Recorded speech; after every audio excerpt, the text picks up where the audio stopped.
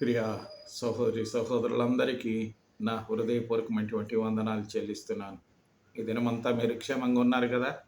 Bible గ్రంథమందు కీర్తనల గ్రంథం 126వ అధ్యాయం 5వ వచనం చదువుకుందాం. కన్నీళ్లు విడుచుచు విత్తువాడు సంతోషగానముతో పంట కోసెదరు.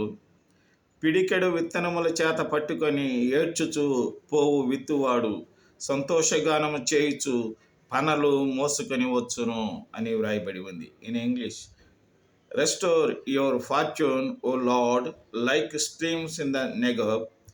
Those who sow in tears shall reap with shout of joy. He who goes out weeping, bearing the seed for sowing, shall come home with shout of joy, bringing his sheaves with him అని వ్రాయబడి ఉంది.